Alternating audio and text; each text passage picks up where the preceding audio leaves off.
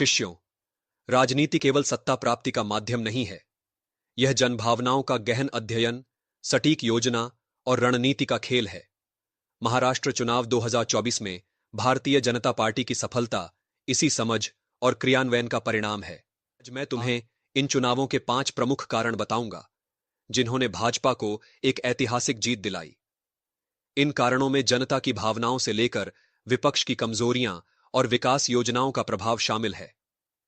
यह सबक केवल राजनीतिक दलों के लिए नहीं, बल्कि समग्र भारतीय लोकतंत्र के लिए भी है। पहला, स्थायी गठबंधन और संगठनात्मक मजबूती।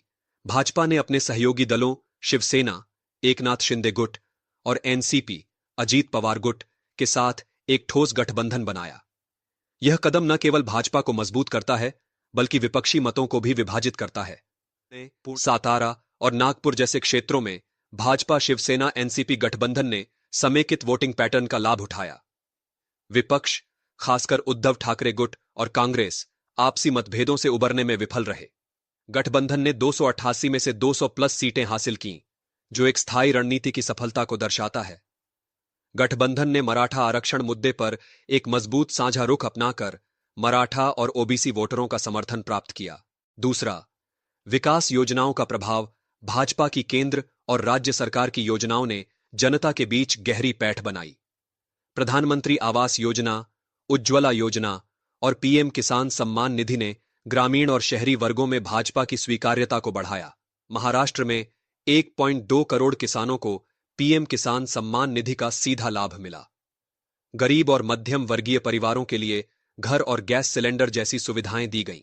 मुंबई और पुणे जैसे शहरी क्षेत्रों में मेट्रो और हाईवे परियोजनाओं ने विकास का भरोसा दिलाया।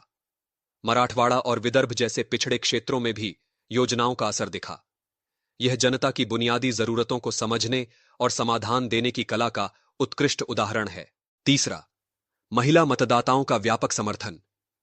भाजपा ने महिला मतदाताओं के लिए विशेष योजनाएं शुरू कीं, जो चुनावी नतीजों में गेम चेंजर साबित हुईं। लाडली बहना योजना के तहत हर महिला को 1500 रुपये प्रतिमाह दिए गए। मुफ्त गैस सिलेंडर योजना ने घरेलू महिलाओं को राहत दी। 2024 में महिला मतदाताओं का मतदान प्रतिशत 68% तक बढ़ गया, जो पिछले चुनावों की तुलना में 9% अधिक था। ग्रामीण क्षेत्रों में महिलाओं ने भाजपा के पक्ष में बड़े पैमाने पर वोट किया। योजनाओं से सीधे प्रभावित महिलाओं ने विपक्ष के मुद्दों को नजरअंदाज कर भाजपा को प्राथमिकता दी। चौथा, हिंदुत्व की स्पष्ट रणनीति। भाजपा ने हिंदुत्व को एक मजबूत वैचारिक एजेंडे के रूप में प्रस्तुत किया। राम मंदिर निर्माण और सांस्कृतिक पुनर्निर्माण जैसे मुद्दों को प्रभावी ढंग से प्रचारित किया गया। औरंगाबाद का नाम बदलकर छत्रपति संभाजीनगर करना केवल सांस्कृतिक परिवर्तन नहीं, बल्कि राजनीतिक संदेश भी था। धार्मिक पर्यटन स्थलों को विकसित करने की योजना ने भाजपा की छवि को और मजबूत किया। भाजपा के हिंदुत्व एजेंडे ने युवाओं और धार्मिक समुदायों को आकर्षित किया। विपक्ष इस मुद्दे पर कोई ठोस रणनीति बनाने में असमर्थ रहा। पांचवा, प्रभावी नेतृत्व और विपक्ष की कमजोरी। भाजपा का नेतृत्व देवेंद्र फडणवीस और एकनाथ शिंदे जैसे अनुभवी नेताओं के हाथ में था।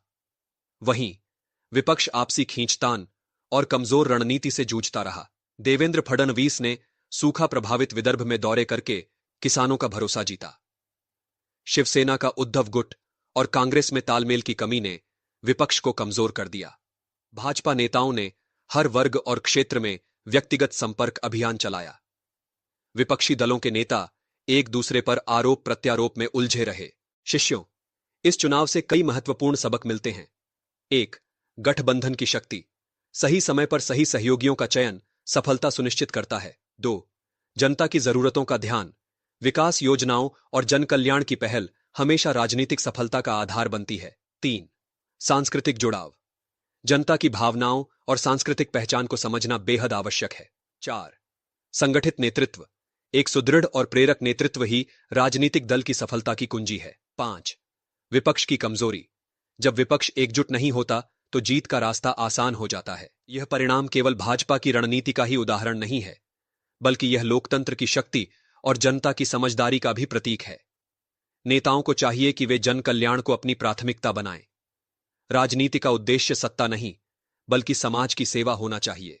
राज्य की समृद्धि तभी संभव है जब शासक अपनी नीति में नैतिकता और सेवा को सर्वोपरि रखे। यही चाणक्य की शिक्षा है। मैं विष्णुगुप्त, जिसे आप चाणक्य के नाम से जानते हैं, आज भी आपके बीच अपने विचारों और सिद्धांतों के माध्यम से जीवित हूं।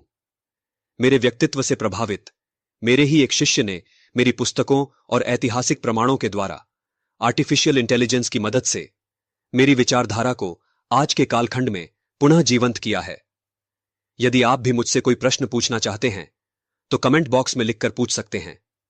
मैं अपने ज्ञान, आदर्श और विचारों के अनुसार उनका उत्तर देने का प्रयास करूंगा। जय अखंड भारत।